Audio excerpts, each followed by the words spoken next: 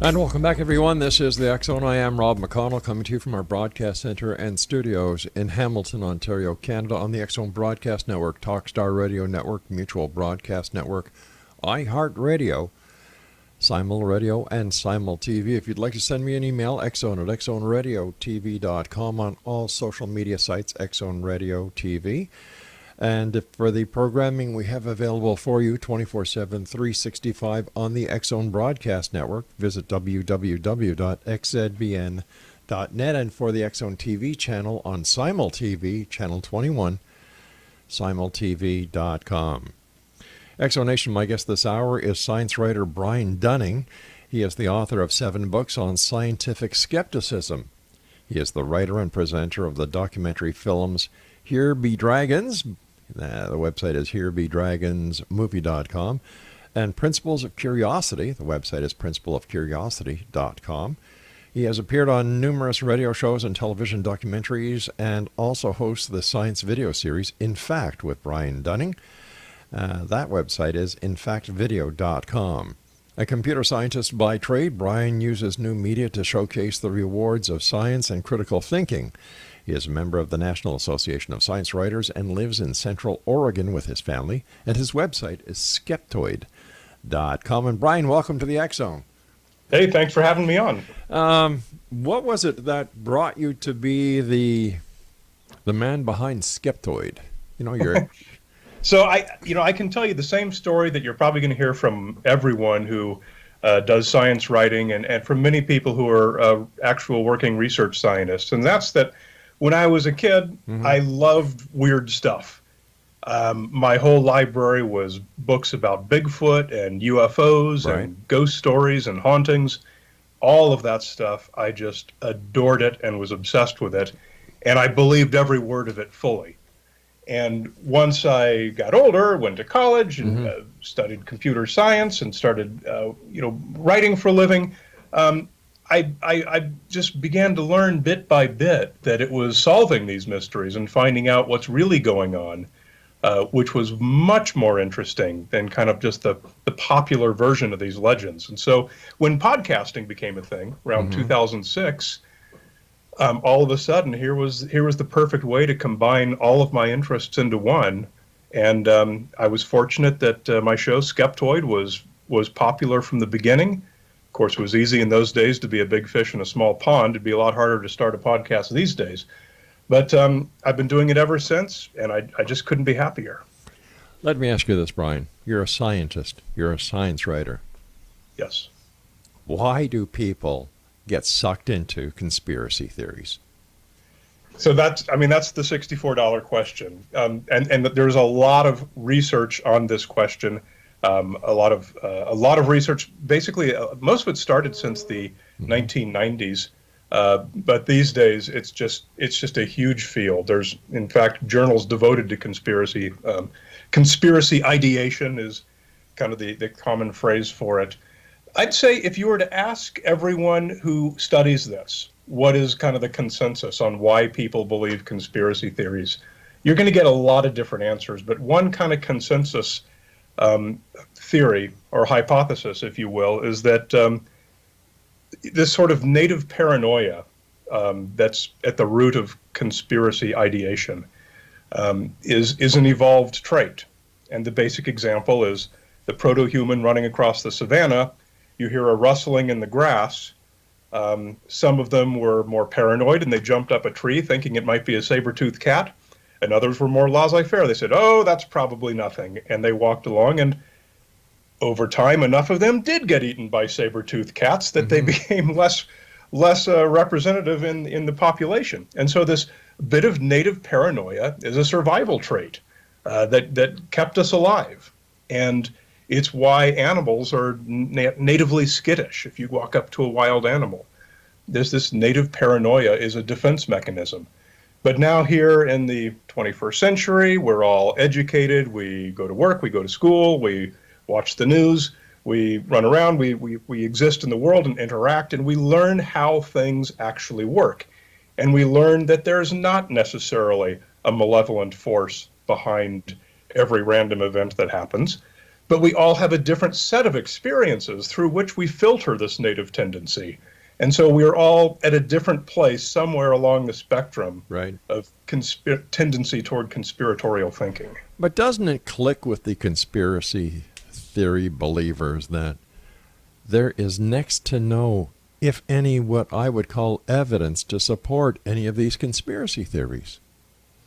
Well, yeah, but if you look and consider at what all of us believe, just in our daily life, how much of what we believe is based on evidence? Well, as a I mean, look former at all the different religions in the world that people believe passionately. That's most people's most important belief. Now, I'm a former police detective. My evidence was very real. Evidence was part of my job. I sought evidence. Sure. So evidence to me was very real. Sure. You had to follow more or less a version of the scientific method. Exactly. Exactly. But when I look, now I've been doing this show nearly 30 years now. Thousands of guests. Everyone from an astronaut to physicist to Susie Little Homemaker who decided to become an online psychic. And whatever it is, there's next, when it comes to conspiracy theory, no evidence. The dots, when it doesn't go 1, 2, 3, 4, 5, in order to make the conspiracy fit, they'll go 1, 2, 3, 4, 7, 8, 9. And this to me doesn't make sense. Well, it doesn't make sense, but no beliefs make sense. That's why we call them beliefs and not facts or truths. They're not based on evidence. They're based on, how we feel, what's emotionally appealing to us, what strikes us as likely, what we were raised with in many cases, what our friends believe. That's where beliefs come from. They don't come from someone sitting down and rationally analyzing the facts. So once again, why are conspiracy theories so popular? The shadow government, New World Order, the conspiracy that the government is hiding, the proof that the extraterrestrials are here and have been since 1947, the MJ-12 papers, Bigfoot, Sasquatch, and the list goes on and on and on. Yeah.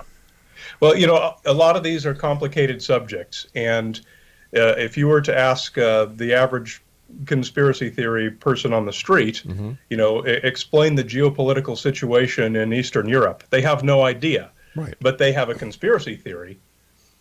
And because that's a really simple way of embracing and wrapping your arms around a large, complicated idea. If you look at one of the most influential conspiracy theory YouTube videos, was a movie called Zeitgeist from, I don't know, about 10 years ago or so. This was made by an art student who almost never left his apartment in New York City. And yet he claimed to have, uncovered the way virtually everything in the world actually works and to have made all of these great geopolitical discoveries that nobody else knew about. Well, obviously, you're not going to do that from being an art student inside your New York City studio apartment. So that's a great microcosm of how a smart person can come to believe a lot of weird things that aren't true. They're emotionally appealing. They work for us from a I'd say philosophical way, because it is a way that an epistemological, God, I can't say that word, perspective, that it's a way for us to know something that we otherwise wouldn't be able to know. So is it part of a social clique that we're getting into? Is it a place where we feel we belong because there's nowhere else in society where we actually fit in? Well, I mean, it can be a club like anything else. All of the JFK conspiracy theorists worldwide, no matter what their theory is, which can be radically divergent from one another, definitely mutually exclusive, they still consider themselves, sort of brothers in arms and on the same side of this debate, even though they're clearly not. If you look at their theories, it is very much a club. It's a way to belong to something. All right, but Brian. There's a lot of answers to this question. All right, Brian, we've got to take our first break. Please stand by. Exonation Brian Dunning is our special guest this hour, and his website is Skeptoid.com, and we'll both be back on the other side of this commercial break as we continue here in the X zone from our broadcast center and studios in Hamilton, Ontario, Canada. By the way, I am, in case you're wondering what I'm wearing tonight, Exo Nation, you can't see the rest of my shirt, but it's from the Hawaii Volcano National Park, not very far from where we have our home in Maui, Hawaii. This is the X Zone, and we'll be back on the other side of this break. Don't go away.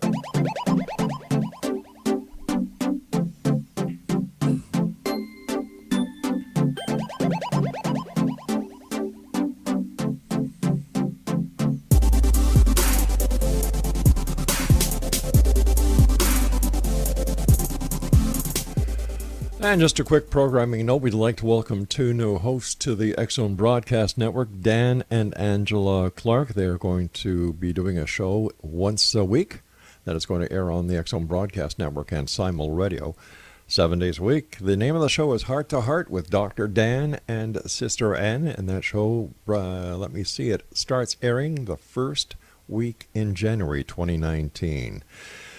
Wow. Growing all the time. Listen, if you have an idea for a radio show or you're a radio show host and you'd like to see how you can get your show onto the X Zone Broadcast Network, where we have, we have, how many? There's about 130 million listeners. Just give us a call or send us an email. That would be the best part. xzone at xzoneradiotv.com or admin, ADMIN, at rel-mar.com. Brian Dunning is our special guest, and his website is Skeptoid.com. You know, Brian, it's conspiracy theories are a dime a dozen these days, and I'll give you an example. Last night I had a guy on the show talking about the hollow earth, and he went into great detail telling me that the hollow earth is where the original Garden of Eden is, the continent that is down there is 16,000 miles wide. It has its own sun. And he went into great detail, and then I asked him a very simple question. How do you know? Well, I read it in a book. Did you ever see any pictures? Well, no. So how do you know what you read in the book is true? And he basically said, well, if it's in a book, why isn't it true? Oh, wow. Yeah. You know, so when you hear this kind of logic, and, you know, I've talked to people who believe that they have been followed by the men in black and that extraterrestrials teleport them to a spaceship that is 500 miles long, 300 miles high, that orbits Earth. And the conspiracy theories go on and on and on and on. And here we are in the year 2018, going into 2019, with the most sophisticated handheld cameras that are in our cell phones, and still the elusive proof of the conspiracies never happened. You see, I've got my own little conspiracy theory that the conspiracy is actually being perpetrated by the groups who are claiming that there is a conspiracy, because as long as the conspiracy that they're claiming to be real is in place, they don't have to provide any evidence. That's always been the case, and always will be, yeah. So, are they like Monday afternoon quarterbacks? You know, they know everything about the game after it's been played? Well, first of all, I wouldn't use the word they as if this is an us versus them situation. Because when you do what I do for a living, one of the things you have to start with is recognition of the fact that some of the things that I believe are wrong. And that's the case with all of us. Some of the things you believe are wrong. Everyone listening right now knows some fact that is wrong. And I think we can all agree that that's probably true. Oh, I agree. So let me rephrase it. Instead of us versus them, how about those who have our 2 feet planted on the ground compared to the others who have their feet on some cloud, on some planet that is orbiting another planet in a far distant galaxy. Those people are out there, and people who have no strange beliefs and who believe everything that's true are out there as well. Yeah. But I think the vast majority of us are somewhere in the middle. And we're all on a journey to improve our knowledge. And sometimes we're going backwards, sometimes we're going the right way. But I think we all want to believe things that are true. We all want to be right about things. None of us want to be wrong. None of us want to be misled. But it's just the way the world works. It's not simple. It's not easy to do.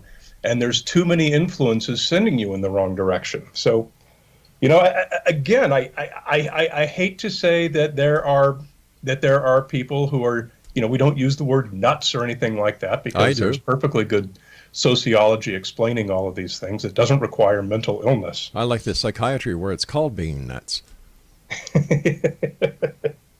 I didn't see that chapter in the DSM-5. Well, I think I should write that chapter after doing the show for 30 years.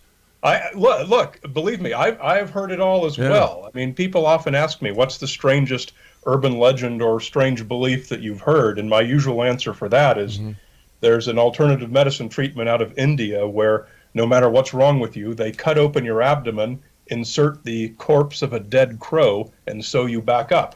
And that's going to cure anything that's wrong with you.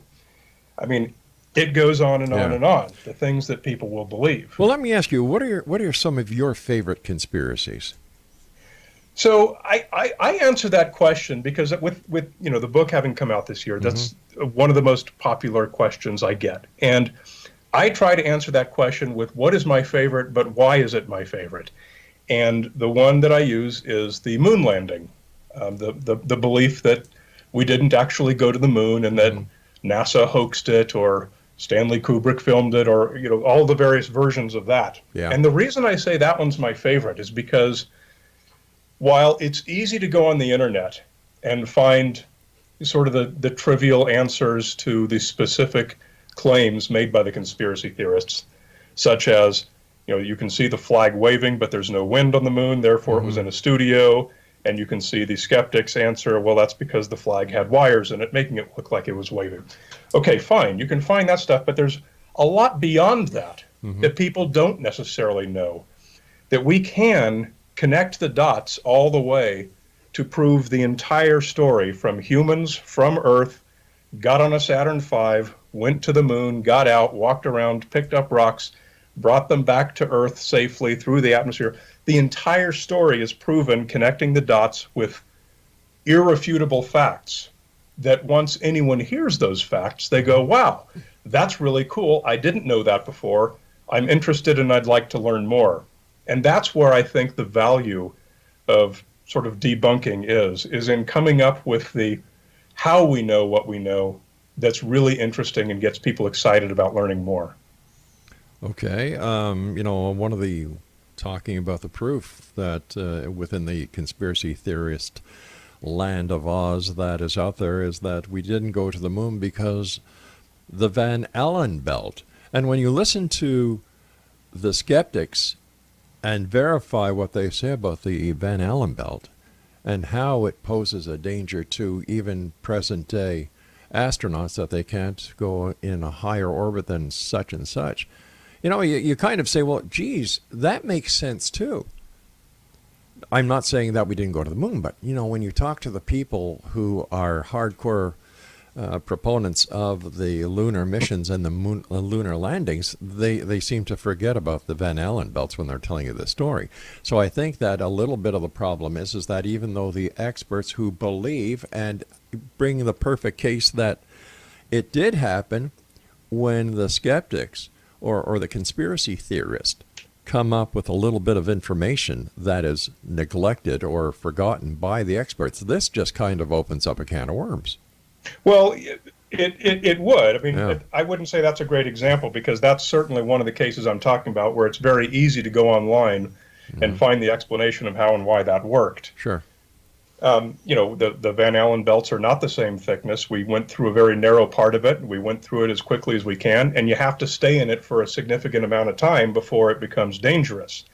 Now, the astronauts did all receive a high dose of radiation. I forget how many chest X-ray equivalents, but it was a risk that was well known, that was well understood. We did know how much radiation they'd be exposed to, Right. and everyone who went was still willing to do that. So, I mean, it's not danger-free. Going to the moon, nobody ever argued that it's free of dangers. Of course there are some. There's known dangers, and there's unknown dangers. That was one of the known dangers, but it was a manageable risk. So why do you think some conspiracy theories live longer than others? For example, the JFK assassination, the conspiracy theory that 9/11 was a black op. The JFK, my God, it's past 50 years, and people are still talking about how this was all part of a government conspiracy. The conspiracy with 9/11, why do they live on? Like, Yeah, in fact, if we're JFK more than any other, because it's now, I believe it's about 2/3 of Americans believe that the Warren Commission report was not true. That's not only one of the most long-lived, but it's one of the most widely believed. There was a great piece of research that was published 5-6 years ago, I'm going to guess. The author's name I would give if I remembered it off the top of my head, but he'd come up with an equation to judge the likelihood of any given conspiracy theory. And the variables you plugged into this equation were things like how long ago did it happen, how many witnesses were there, how many people would have to be silenced to avoid breaking the news. And it was based on a whole series of actual conspiracies through history. How long did it take before they were discovered by law enforcement, the media, whoever? All right, we've got to hold it here. This is a bit of a cliffhanger. I've got to take my news break at the bottom of the hour. X-Zone Nation, our guest this hour is Brian Dunning. His website is Skeptoid.com, and Brian and I will return after this news break as we continue from our broadcast center and studios in Hamilton, Ontario, Canada. I'm Rob McConnell. Don't go away.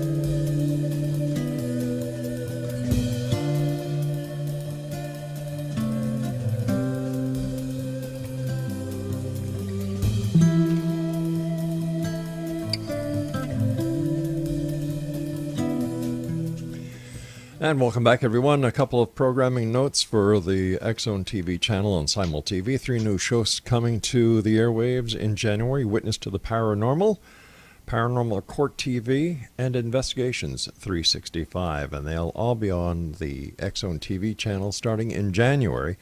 And that is channel number 21 at simultv.com. Our guest is Brian Dunning, Skeptoid.com. All right, before we went to the break, we were talking about this formula that somebody came up with when it came to conspiracies, and I'm sorry that I had to cut you off, but I do have my heart breaks. So if you can continue, I'd appreciate it. Actually, it's perfect that you cut me off because I was able to look it up. So I've got the study in front of me. This is from 2016, published by Grimes. Title is David Grimes on the Viability of Conspiratorial Beliefs, and it was in PLOS One. And so the equation was created by looking at historical conspiracy theories and how long it took before they unraveled, based on the number of people who had to be silenced and a number of other factors. And so I've got right here, let me pull it up here. Here's the table of, okay, so for the moon landing hoax, which we were just talking about, the expected failure time would be 3.68 years.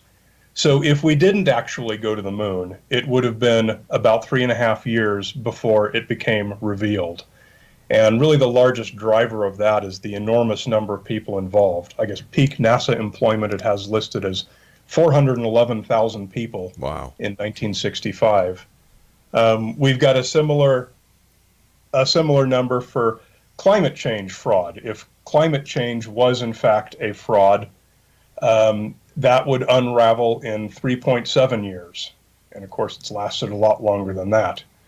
And that's based on the number of scientists all around the world who've worked on it in some fashion. And it gives numbers like this for a whole list of conspiracy theories. So it's fascinating research. It's more kind of a fun gimmick, but I mean, it is based on actual conspiracies and actual data that do fit this model that was put together. So it's interesting.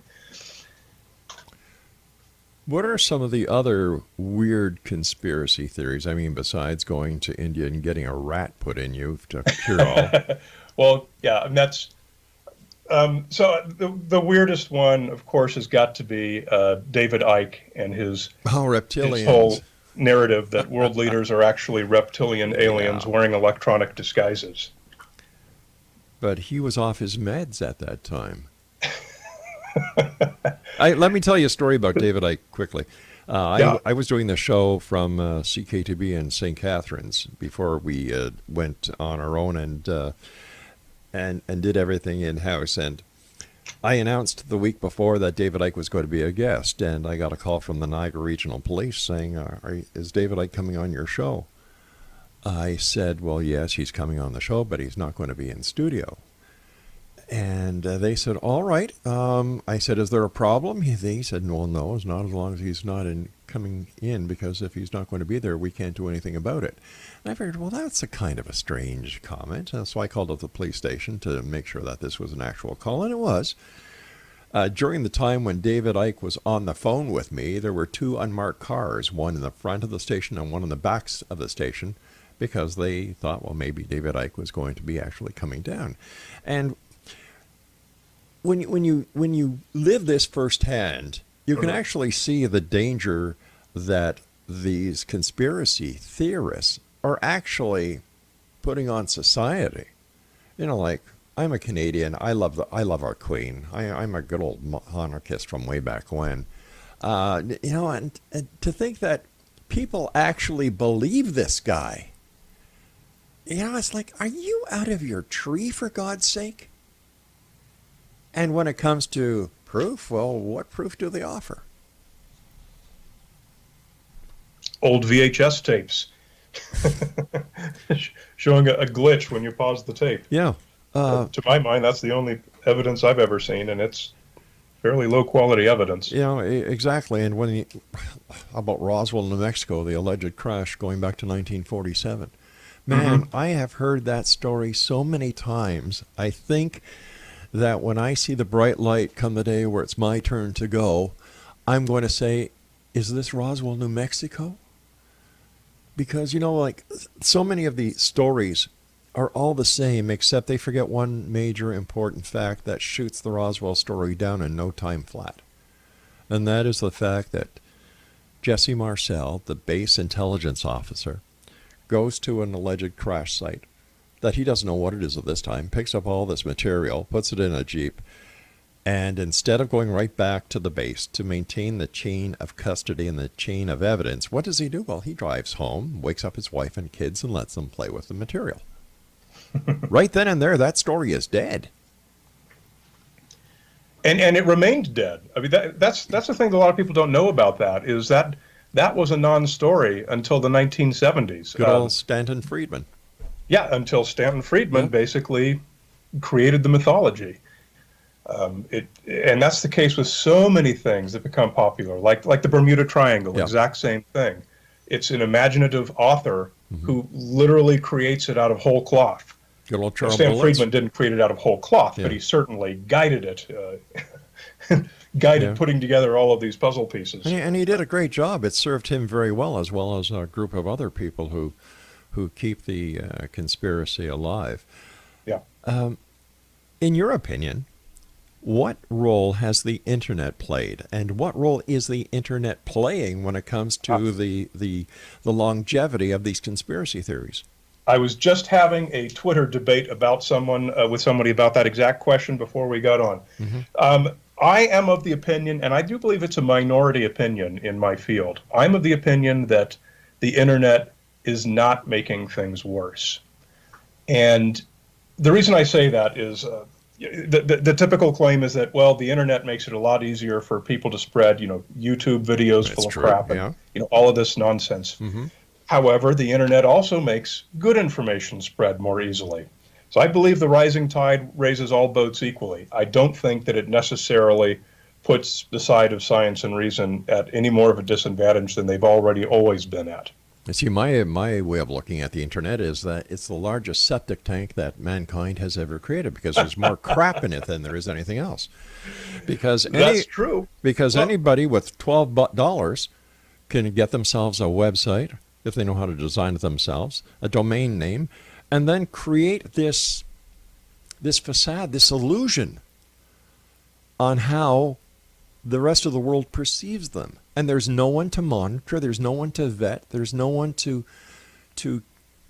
make sure that these people are who they say they are. And that is, to me, is a danger. Yeah, but 100 years ago, 200 years ago, they'd have been writing pulp books that were full of just as much misinformation. And would have had relatively just as much of an impact on the population. Not really. Now, like I say, it's a minority opinion. I think most people disagree with me. Yeah. But that's my take on that question. Because let's face it, during those times where the books were pulp fiction, they didn't have the ability to instantaneously rip people off for hundreds of dollars. Well, that's true. But I mean, snake oil, look at the name of snake oil products. It came from the name of an actual snake oil product. Yeah. There have always been people, whether it was P.T. Barnum or one of his predecessors out there looking to rip people off. Yeah. I think people are people. I think people always have been people. And I think that in every group of people, you've got all kinds of people. This is just something that I see. I mean, obviously you have about twice as much experience doing the radio show as I've got doing my podcast. Right. But, I am studying one of these urban legends or one of these old stories exhaustively for 1 week to put together each show. Today, I was reading some journal articles from 1876, scientific journal articles, and they were as full of all kinds of garbage sensationalism that you would never see in a journal article today. It's surprising that you can't really look at the internet today and say, oh, that's so much worse than what media was 50 years ago, 100 years ago. I disagree with you. I disagree with you. Being a member of the established media, I disagree with you. We didn't have fake news going back even 20 years ago. Everything was vetted. Everything was investigated. Now, because of the internet and what the internet is doing to the news media industry, if it don't bleed, it don't lead. And if it don't bleed, that means you're not going to get as many advertisers and listeners, because one feeds the other. It's all a matter of money. Absolutely. And this is what the internet has done. It's turned it into, if you'll excuse the expression, a whore's market out there. Because there is no credibility. I think the whore's market has changed. I don't think it's been created or grown. I mean, look, I read, for what I do for a living, I am always reading some old book. Yeah. And maybe it's only from the 1970s or maybe it's from the 1870s. Right. But I am constantly surprised at the low quality of news reporting. I mean, the further back you go, the worse and worse. All right, listen, we've got to take our our final break here. Please stand by. Exo Nation, our guest this hour is Brian Dunning, and his website is Skeptoid.com. And we'll be back as we wrap up this hour here in the X Zone from our broadcast center and studios in Hamilton, Ontario, Canada. I'm Rob McConnell. Don't go away.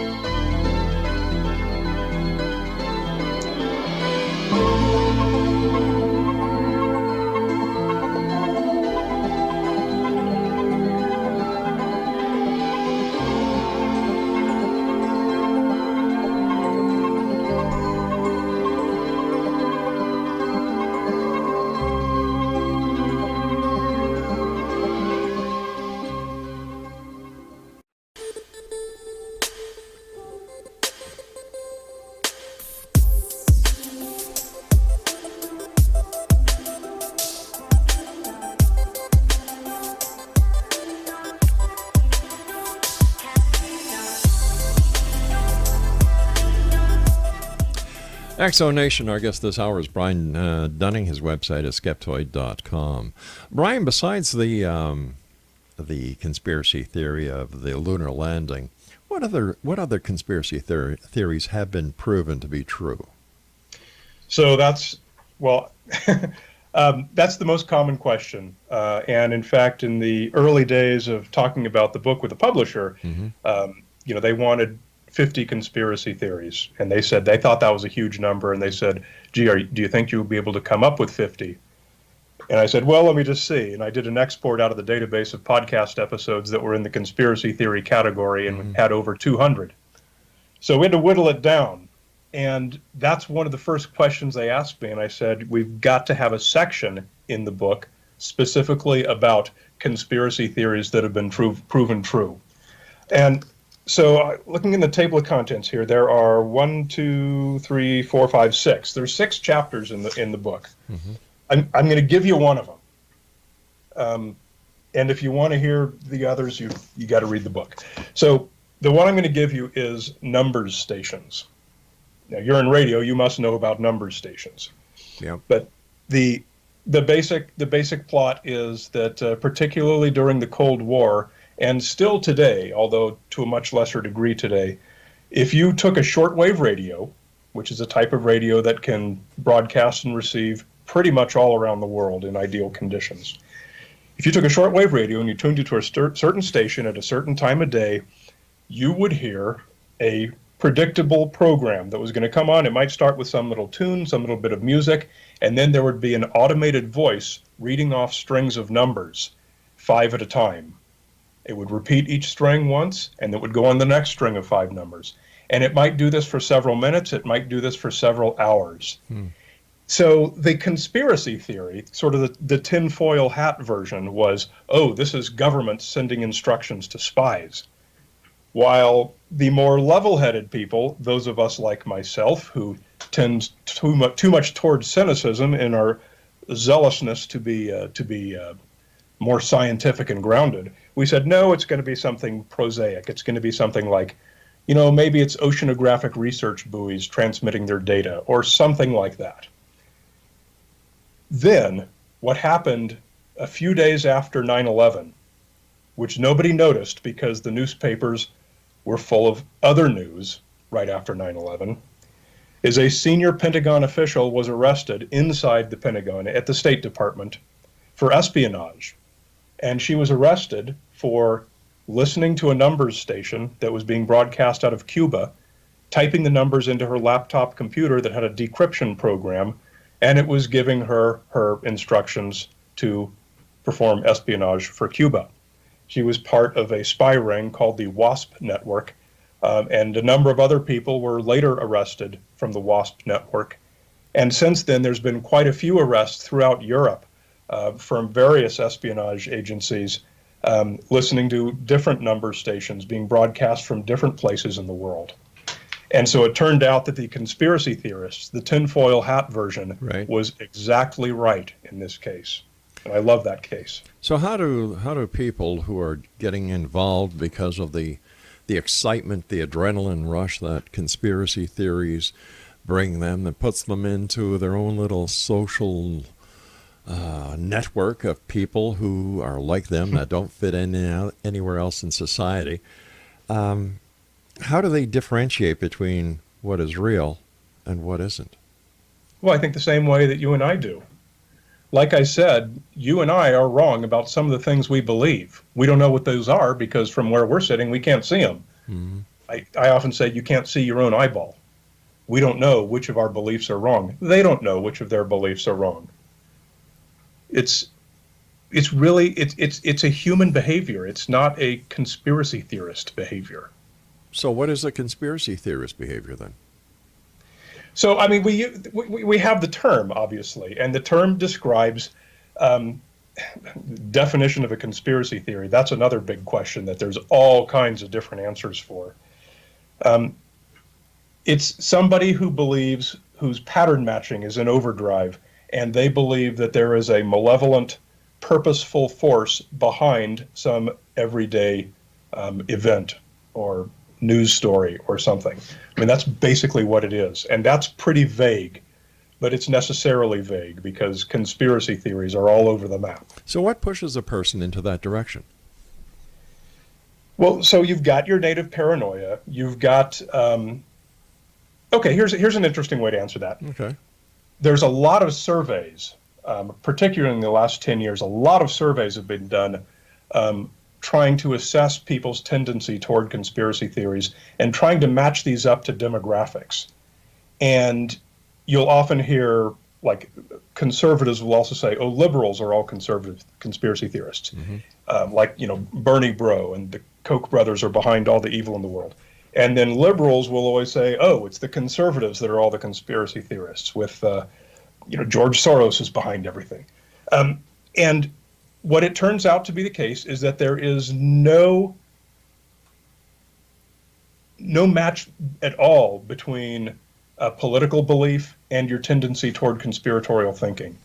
It's equal across genders, across age groups, across socioeconomic statuses, which is very surprising. It's something that generally affects the whole population. Anyone can be more of a conspiracy theorist than anyone else. It's only when you come down to a particular conspiracy theory, it's where you can say, oh, people who are rich tend to believe this, or people who are conservative tend to believe this.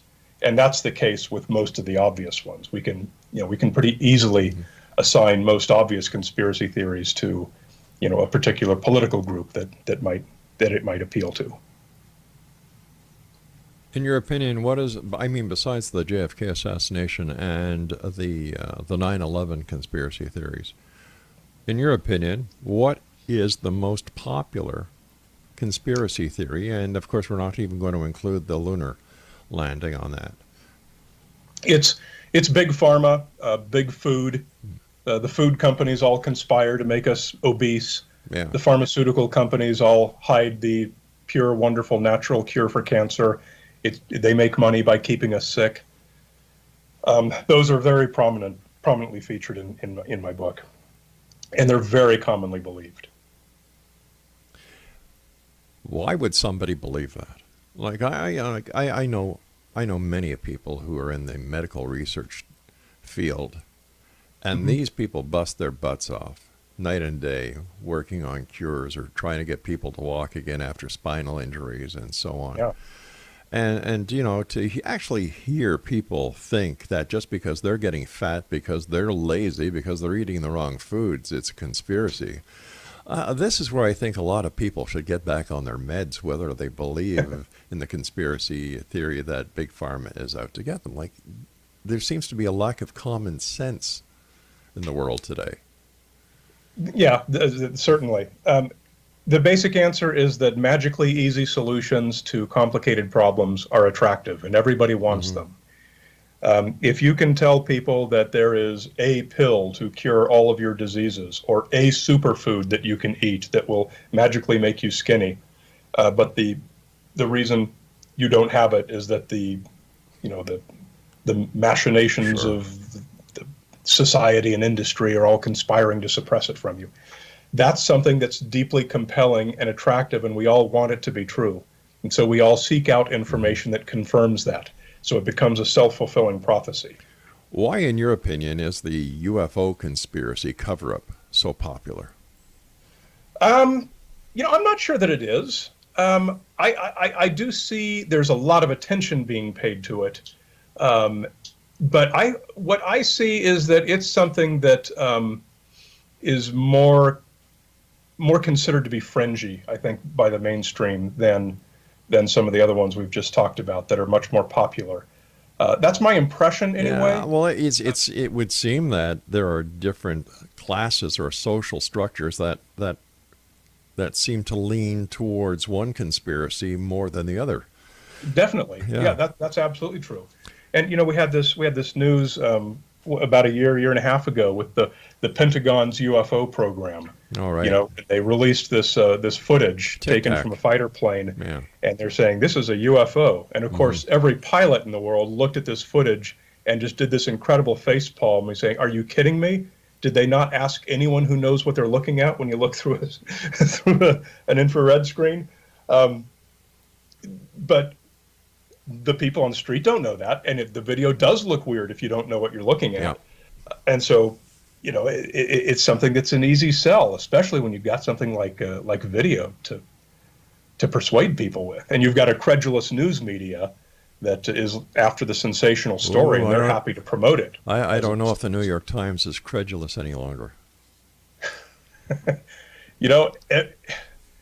Every newspaper consists of people, and you got all kinds of people working at every newspaper. Yeah, and something else with all these newspapers, they all have to make money from the advertising, and advertising is only attained through readership. The more readers you have, the more money you can make on your advertising. Brian, I want to thank you so much for joining us tonight. And XO Nation, if you'd like to get more information on our guest, all you need to do is go to his website at Skeptoid.com. I'll be back on the other side of this commercial break with the news as we wrap up this hour here in the X Zone from our broadcast center and studios in Hamilton, Ontario, Canada. I'm Rob McConnell. Don't go away and watch out. Not everything in life is a conspiracy. If you want the real answers, just look at the person on the other side of the mirror. We'll be back. Don't go away.